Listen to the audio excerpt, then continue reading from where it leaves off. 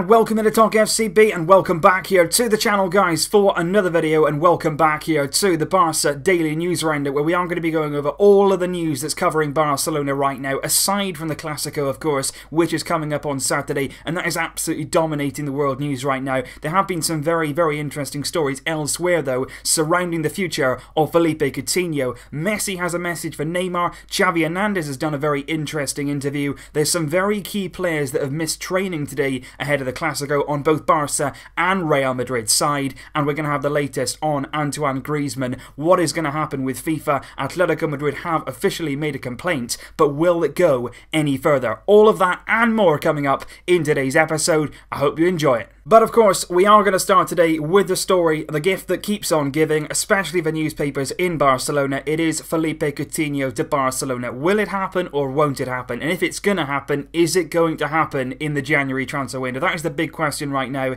in the Barcelona newspapers. Now, Sport came out this morning with a big front cover with Coutinho on it. This is a cover that we have seen about 50 million times, and that is no exaggeration. Literally, Sport and Mundo Deportivo have had so many different covers, so many different stories on Coutinho, and that is why, once again, this report, I wouldn't put too much on it, I wouldn't put too much weight to it. Basically, it says the final stretch of Philippe Coutinho, the final stage of this potential transfer. Now, it says in the article, the player's agent apparently met with Barcelona in Barcelona, and apparently the clubs have agreed some sort of deal which would see Coutinho join Barcelona in January. Apparently, Barcelona have accepted Liverpool's demands. They will pay 150 million euros in different installments for Coutinho, and he will sign in early January. They mentioned around January the 6th that he would be a Barcelona player. However, do not get too excited yet if you are somebody that desperately wants Coutinho at the club, because Sport are not the only mouthpiece in Barcelona. Cat Radio are a very, very reliable source, and they came out also today with a highly contrasting story.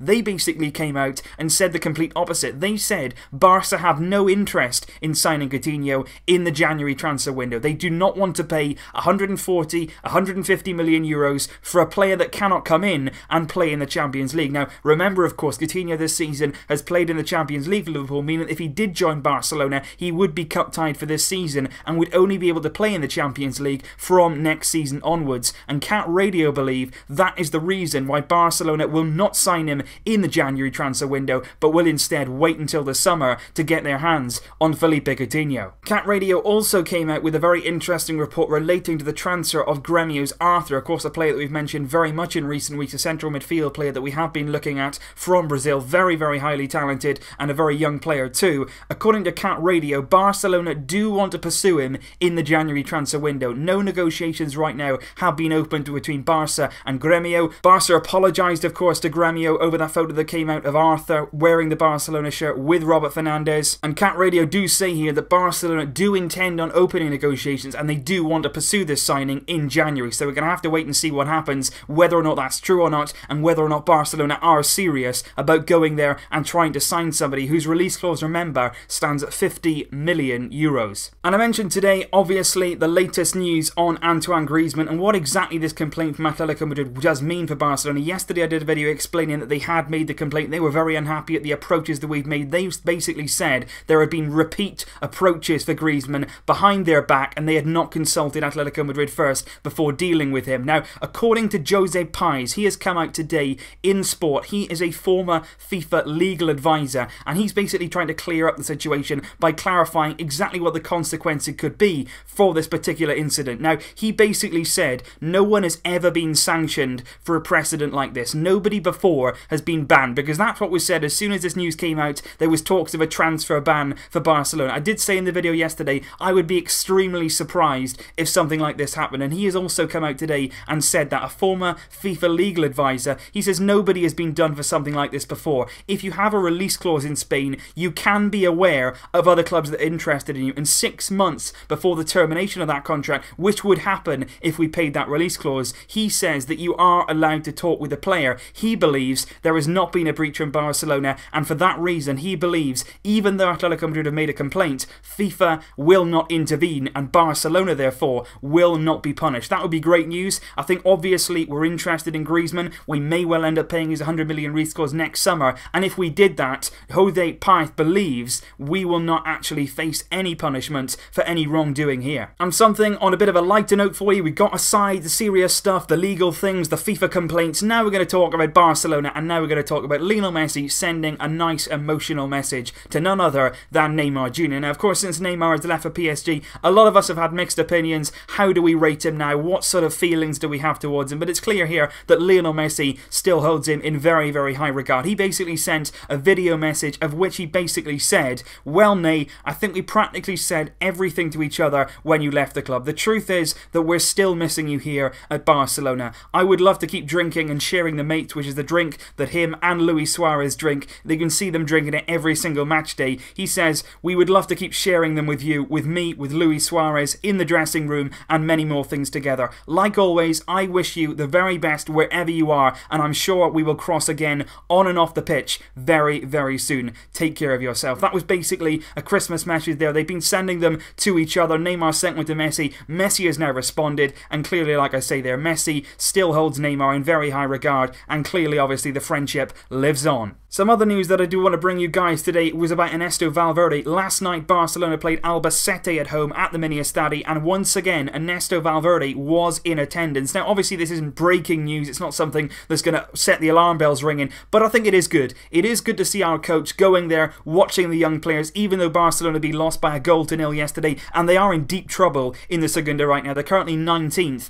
in the Spanish second division, and that is actually currently in the relegation zone, so they desperately need some results in quickly. But it was good to see yesterday Valverde in attendance once again. The likes of Arnaiz, Busquets, Alenia, they were all on offer yesterday. They were all showing what they can do, and even though I've been quite critical so far of Valverde not giving the youth a chance, not giving them their fair opportunity, it is good at least to see him going there, seeing the players firsthand, and at least making the effort. He doesn't have to do it. He's not contractually obliged to go to the games. He's taken out his free time to go and watch the young players get involved with the culture of Barcelona, and I think, to be honest, that's very refreshing to see. Another interesting snippet of news today, if you did miss it, was about Fernando Torres, a player, of course, currently at Atletico Madrid. He's likely going to be either leaving there at the end of the season when his contract expires, or possibly even retiring from the game. He is certainly a player that over the years I've enjoyed watching, both at his times at Liverpool. Very, very good player in La Liga too for Atletico Madrid, and today he weighed in on the Messi-Ronaldo debate, marketed an interview with him, and he basically came out and he said, I have never ever seen, nor will I ever see,